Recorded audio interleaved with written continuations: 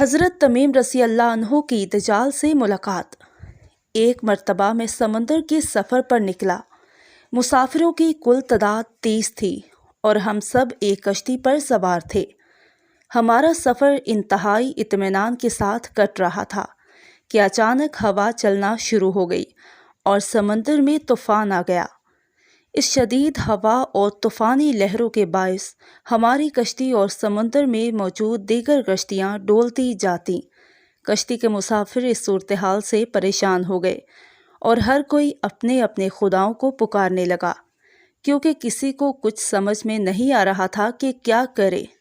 سمندر سے اٹھنے والی لہریں ایک سمت کے بجائے ہر طرف سے کشتی کو اپنی لپیٹ میں لے رہی تھیں۔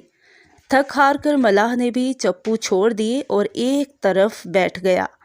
اب ہم میں سے ہر کسی کو یہ یقین ہو چلا تھا کہ موت یقینی ہے۔ سورج غروب ہونے کو تھا اور اس کی روشنی آہستہ آہستہ ختم ہوتی جا رہی تھی۔ شام کا اندھیرا اور منزل کا کوئی پتہ نہیں۔ یہ بھی خبر نہ تھی کہ کشتی کس سمت میں جا رہی ہے اور سمندر کی لہریں اب کب تک کشتی کو سلامت رہنے دیں گی۔ اس خوف و ہراس کی حالت میں رات گزر گئی اور صبح کی ہلکی ہلکی روشنی پھیلنے سے ہر طرف اجالا ہی اجالا ہو گیا۔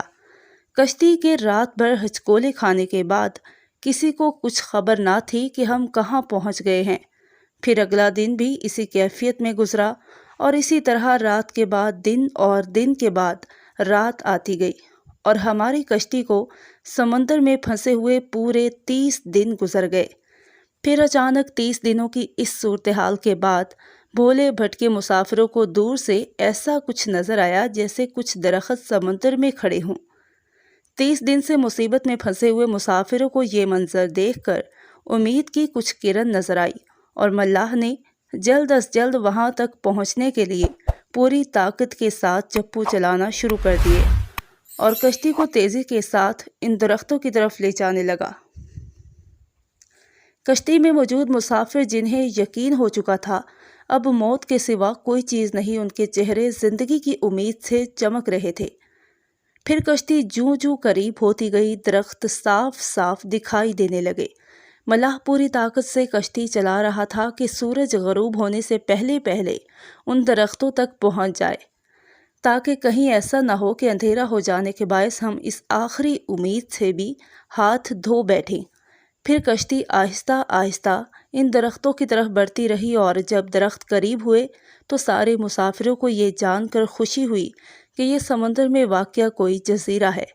ابھی تو سورج مکمل غروب نہیں ہوا تھا کہ کشتی جزیرے کے کنارے پہنچ گئی۔ مسافروں کو اس جزیرے پر اترے زیادہ دیر نہیں گزری تھی کہ درختوں کے درمیان میں سے ایک عجیب و غریب قسم کا جانور نکلا۔ اس جانور کے پورے جسم پر بال تھے اور اس قدر لمبے اور گھنے تھے کہ یہ معلوم ہی نہ ہوتا تھا کہ جانور کا اگلا حصہ کون سا ہے اور پچھلا حصہ کون سا ہے۔ سارے مسافر اس عجیب و غریب جانور کو دیکھ کر حیران و پریشان ہو گئے، کیونکہ ان میں سے کسی نے بھی اس سے پہلے ایسا جانور دیکھنا تو دور کی بات سنا بھی نہ تھا۔ اب اس پراسرار جزیرے پر اس کو دیکھ کر سب پریشانی میں مبتلا ہو گئے کہ یہ کیا بلا ہے۔ ایک مسافر نے دوسرے مسافر سے پوچھا کہ یہ کیا چیز ہے۔ جانور کی مسافر کی یہ بات سن لی اور مسافر کے جواب سے پہلے وہ جانور خود بولا، میں جاسوس ہوں۔ جانور کے انسانوں کی طرح گفتگو کرنے سے تمام مسافر مزید پریشان ہو گئے، کیونکہ آج تک انہوں نے کسی جانور کو انسانی زبان میں بولتے نہیں دیکھا تھا۔ چنانچہ سب یہ سمجھنے لگے کہ ہو نہ ہو یہ کوئی جن ہے اور ہمارے سامنے آ گیا ہے۔ تمہاری جاسوسی کا مقصد کیا ہے اور تم کس کے لیے جاسوسی کرتے ہو؟